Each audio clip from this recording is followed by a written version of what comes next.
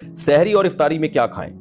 افطاری میں کیا کھانا سنت ہے اور سحری میں کیا کھانا چاہیے؟ افطاری میں ڈانٹ کھانی چاہیے، سحری میں جو مرضی کھائیں، کیونکہ افطاری میں اکثر جلد بازی میں گھر کی خواتین بیچاری ٹینشن میں ہوتی ہیں، ان کو بھی ڈانٹ مل رہی ہوتی ہے، ان کی طرف سے بھی ڈانٹیں پارسل ہو رہی ہوتی ہیں۔ بہرحال جی افطاری میں کیا کھانا سنت ہے؟ کھجور، نبی صلی اللہ علیہ وسلم اس سے روزہ افطار کیا کرتے تھے اور اس کی ترغیب بھی دی آپ صلی اللہ علیہ وسلم نے۔ اور کھجور میں کاربوہائیڈریٹ ہوتا ہے بہت زیادہ، ہم جب ہمارا شوگر لیول اتنا ڈاؤن ہوتا ہے اور کمزوری ہو جاتی ہے روزے کے جو اینڈ میں، تو پھر ایسی صورت میں ہمیں کھجور جیسی ہی کوئی چیز لینی چاہیے۔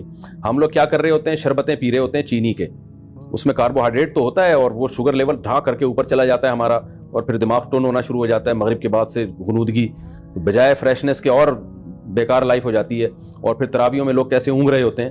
تو میٹھا نہیں کھانا چاہیے افطاری میں، جو بہت زیادہ لوگ میٹھا پھوڑ رہے ہیں۔ میڈیکل سائنس کی باتیں کر رہا ہوں، اسلام کی بات نہیں کر رہا میں، ظاہر ہے اپنا تجربہ شیئر کر دینا چاہیے۔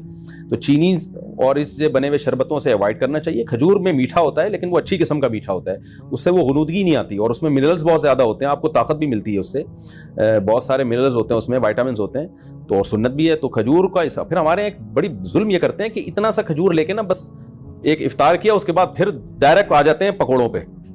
تو کھجور تمیز سے کھا لو بھائی، ذرا اچھی طرح کھا لو، اس میں کیا جا رہا ہے آپ کا، اتنا مزیدار غذا ہے اور سکون بھی ملتا ہے، راحت بھی ملتی ہے، طاقت بھی آتی ہے۔ پھر اس کے بعد آپ تھوڑی بہت جو گنجائش رہ جائے گی وہ پکوڑے سموسے پھوڑ پھاڑ لینا۔ تو کھجور کے ساتھ بہت نفرت ہے۔ نبی صلی اللہ علیہ وسلم نے فرمایا جس گھر میں کھجور نہیں ہے نا فَأَهْلُهُ جِيَاعٌ، وہ گھر والے بھوکے ہیں۔ تو اس لیے عرب میں ہمیشہ وہ اپنے فریج میں لازمی کھجور رکھتے ہیں، بلکہ کھجور کو تو فریج میں رکھنے کی بھی ضرورت نہیں ہے، باہر بھی رکھ دیں تو بھی ٹھیک رہتی ہے وہ۔ اس لیے کھجوروں کا استعمال گھروں میں ڈالیں، بچوں کو یہ آرٹیفیشل میٹھے سے بچا کے ان چیزوں پہ لے کر آئیں۔